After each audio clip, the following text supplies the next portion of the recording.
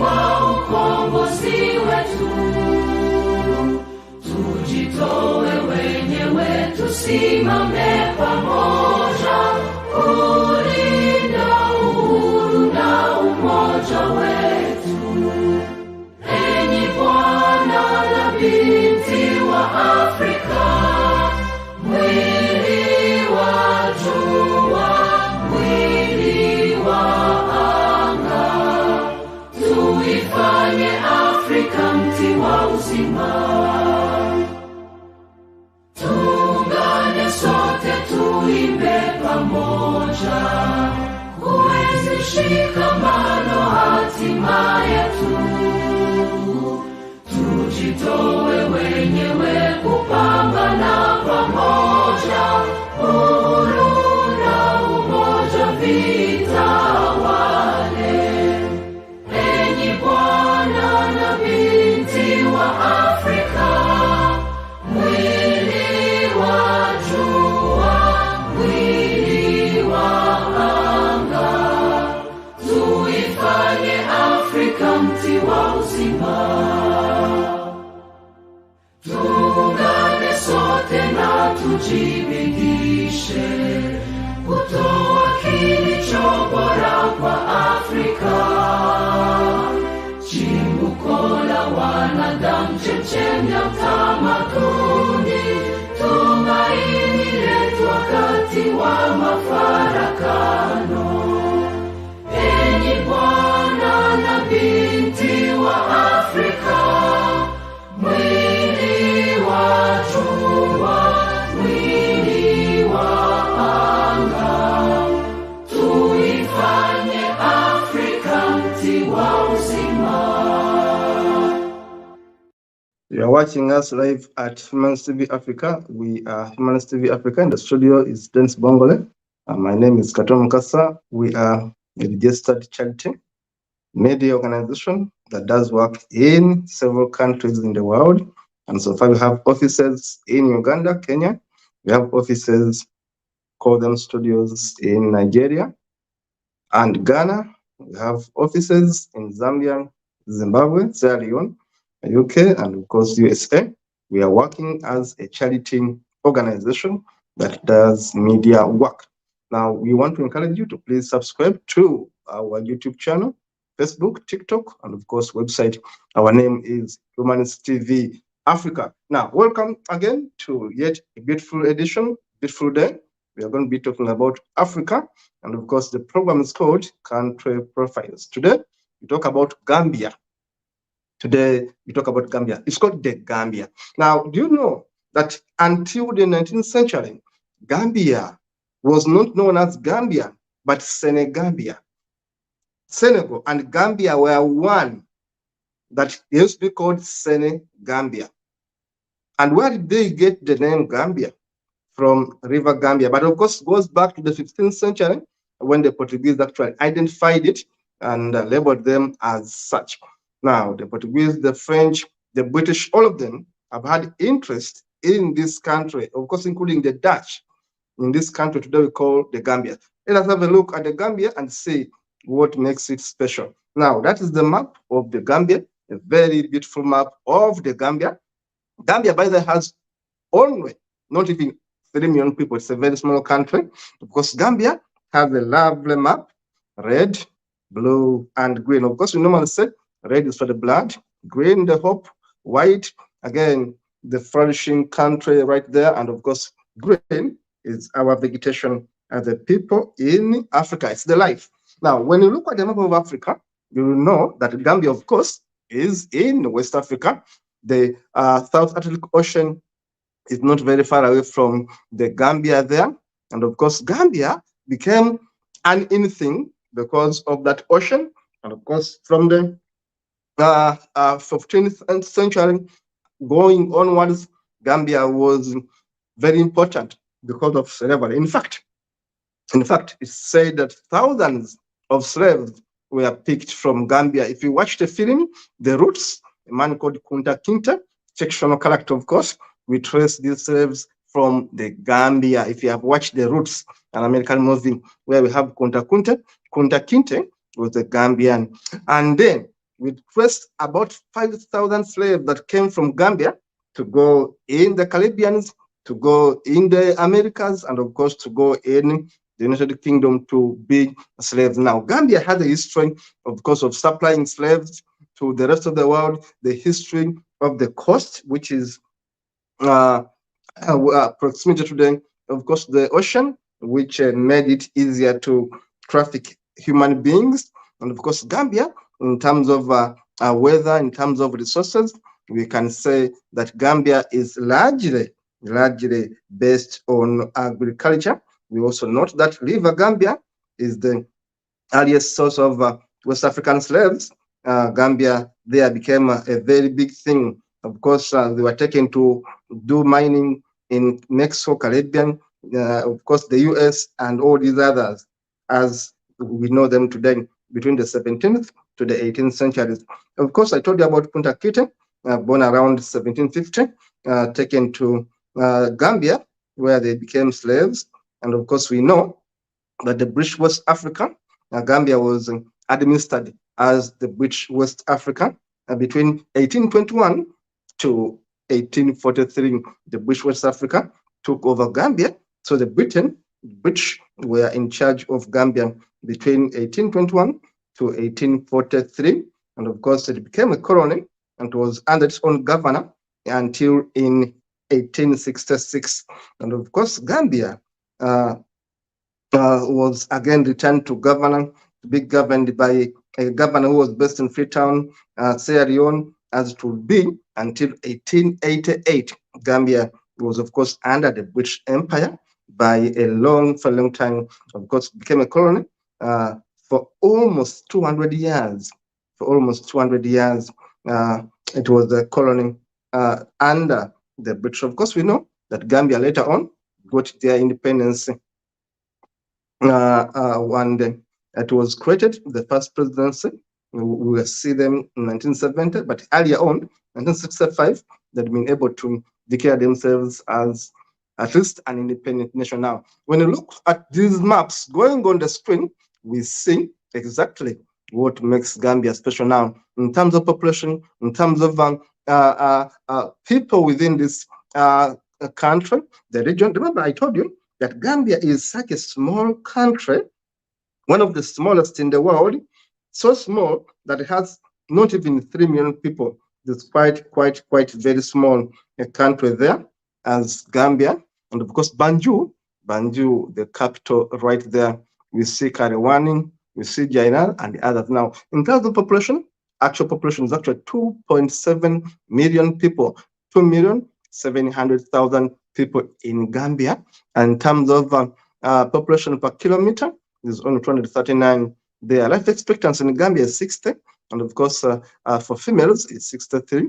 Birth rate is quite high at 33, and death rate is also threatening at 7 right there. Males to female, and they are more female to male, 50 to 49 in terms of calculations right there.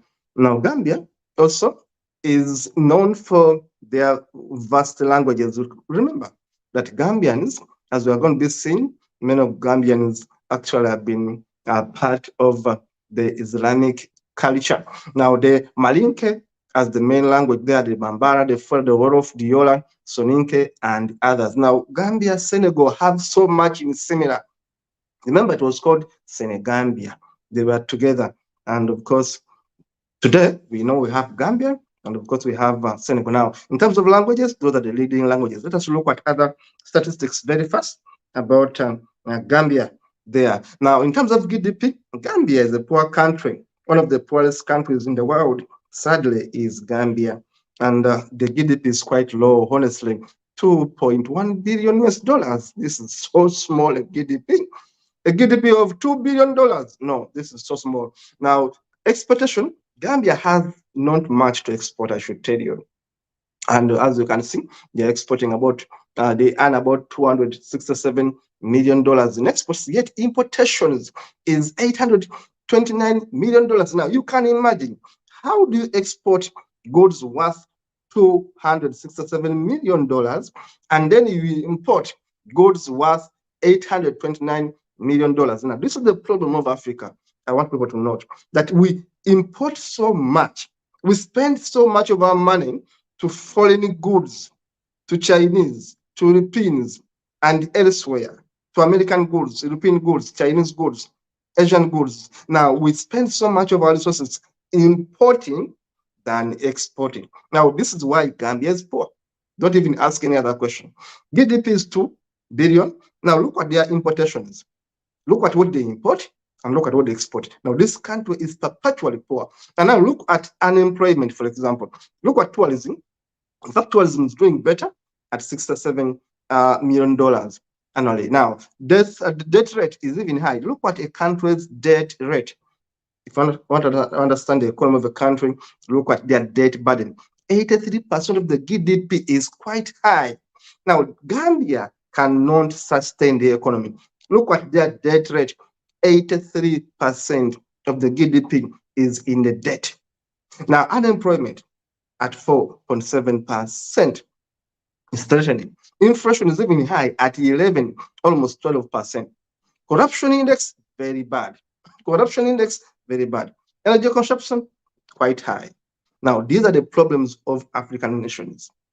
Poor leadership, corruption, and too much importation, if you ask me. Now, due to its political and financial situation, Gambia is considered one of the least developed countries in the world and is also one of the heavily indebted poor countries in the world.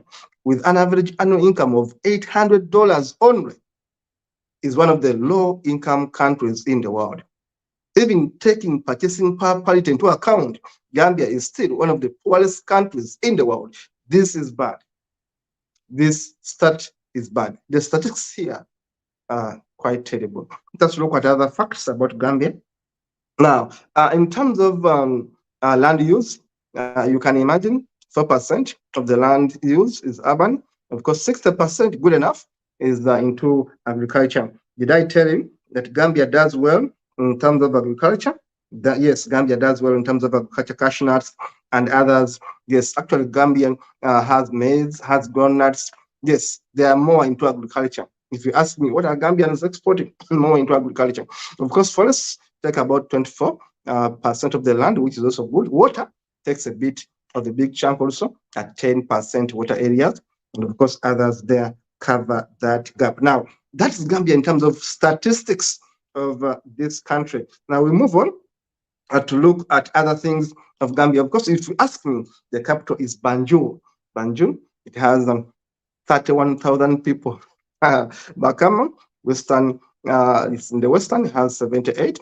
And of course, Bakau, which is also within Banjul area, has 43. Now, these are the main cities, Farafeni, Lamini, Sukuta, Basasanta, Su, Gunja, and of course, Soma, Sabi, Basanga, and others. Let's move on to know more about Gambia in a minute. Of course, I've told you that Gambia's stability is average. Death penalty is allowed in Gambia. Yes, they can kill you. Death penalty is actually allowed in Gambia. Now, in terms of minerals, I told you Gambia has clay, Gambia has laterite, Gambia has sand and gravel, silica sand, and of course zircon. Gambia doesn't have much in terms of minerals. I should tell you, I should warn you. But of course, Gambia exports, 3 main exports of Gambia.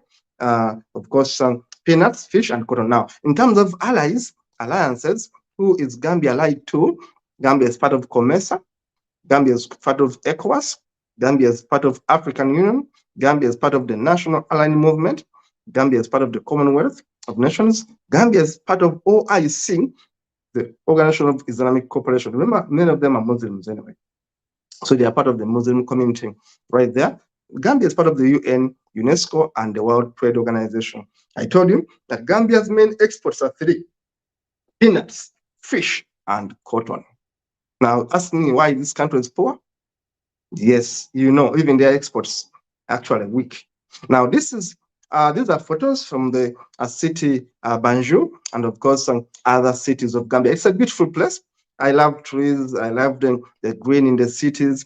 Of course, it's a bit old. The poverty, you can see it on the iron sheets right there. These are old buildings, of course. We take these photos and share with you to show you how Gambia looks like. Of course, it's lovely. lovely. Many Muslims in Gambia, as I told you, just like Senegal, they share a lot of culture, a lot of influence from their historical backgrounds and all that, and all that. And of course, Gambia is among the least developed countries. Of course, this is their international airport. Quite lovely, their entrance. Yeah, you can see ladies, students, and everyone in Gambia. Those are the Gambian people right there. It's a low-income country.